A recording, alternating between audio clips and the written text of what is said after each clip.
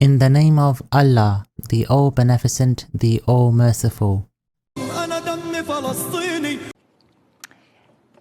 would like to start by reading the remarks I started with yesterday as I presented my 5th report as a special rapporteur to the 3rd Committee of the General Assembly.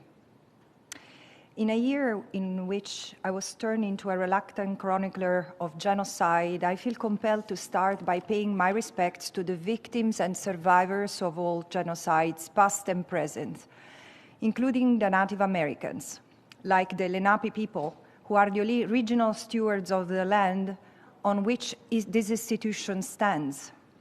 Certainly, the ongoing struggle of Native Americans and indigenous peoples everywhere to regain and maintain their rights on their ancestral land, like the Palestinians, would be less challenging if institutions like this one, premised upon equality and freedom of all and self-determination for all, were actually committed to addressing and unraveling the colonial past, beginning by confronting the prevailing colonial amnesia that affects many of them. And as Italian Holocaust survivor Primo Levi reminds us, it is the amnesia of the past and the erasure of its victims that allows history to repeat itself. And why did I start by reading this again and again? It's because history is repeating itself. Yesterday, I presented my 2nd report on genocide. Why so? Why do I insist in calling it genocide? Because it's so difficult to prove intent. Why don't you go with war crimes and crimes against humanity? Because it's genocide. Because if you go to a doctor and you have cancer and you are diagnosed with fever, you have a problem, a big problem, and it's the same with the people who's being genocided.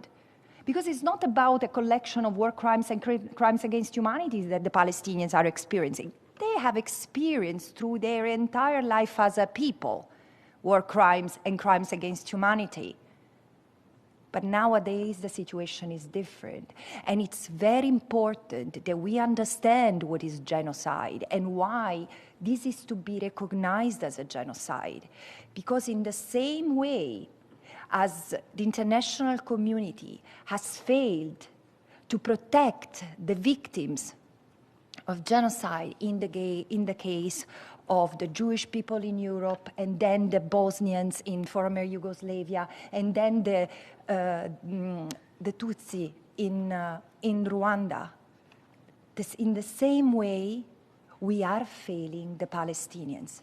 And I want to express all my respect and solidarity with the Palestinian people, because it's a torment to be here as a Palestinian and having to tell all of us about the genocide that their people are experiencing.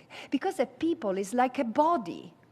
You chop one arm, you chop one limb, the entire body suffers. And this is what a people is. It's something organic. And the same thing is the relation between the people and the land. For indigenous people, the land is not the place where they live. The land is who they are.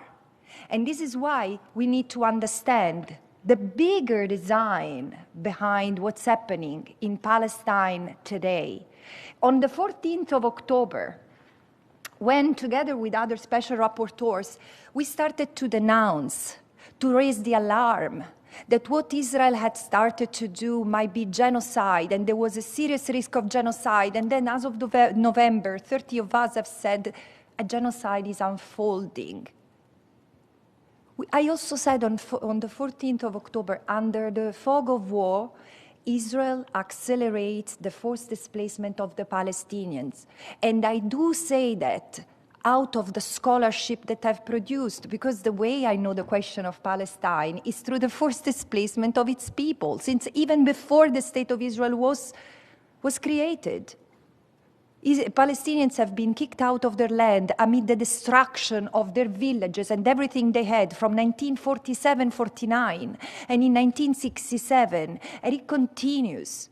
And what's happening today, it's much more severe because of the technology, because of the weaponry, but also because of the impunity that has been granted to the State of Israel over 76 years. The hubris that has led Israel to attack not just the Palestinian people or the Lebanese, and to the Lebanese also goes my solidarity in this moment, but the United Nations. This year has also marked an attack against the United Nations physically, symbolically. In terms of functions, Israel has damaged or in any way bombed and targeted and hit 70% of UNRWA infrastructure in Gaza. It has launched a campaign, a smear campaign against UNRWA, which intensified a pattern that was already established. And it has killed 230 UN staff members, colleagues of many of those who work in this institution. And it has targeted the humanitarian capacity of UNRWA. And it has even targeted UN peacekeepers. And it has targeted the UN Secretary General and independent experts. And its very illustrious assembly. No one has been spared, not just among the Palestinians and the Lebanese, even in the United Nations. And it's because of that, on top of the genocide and on top of the 57 years of unlawful occupation, that I say it's time to consider suspending the credential of Israel as a member state. I understand the sensitivity, because none of you has really clean hands when it comes to human rights. That's okay, but no one else has maintained an unlawful occupation violating decades of UN Security Council, General Assembly, Human Rights Council, International Court of Justice, decision and resolutions as Israel has done. Enough. And the last point, genocide. While this is genocide is a very insidious crime. It's a process, it's not an act. And there is a significant jurisprudence, but still incipient jurisprudence, thankfully. And the critical element to determine genocide is the intent behind acts of killing and infliction harm and creating conditions of life leading to the destruction of a group as such. There is the intent. And the discussion I hear, including from scholars, well, it's difficult to prove the intent. The intent is not a motive. It's a different thing. Its intent is the determination to destroy through criminal acts. Motives can vary. One can commit genocide because of, or can develop the will, the determination to commit genocide to stay in power, or to liberate the hostages, or to commit other crimes. But the moment there is the determination to destroy, then the intent of genocide is formed, and you don't even need to have genocide unfolding to intervene. We have already failed the Palestinians. Genocide has already been committed. But we need to, first of all, intervene, stop and punish the perpetrators, and then to stop it because it's expanding to the West Bank and East Jerusalem.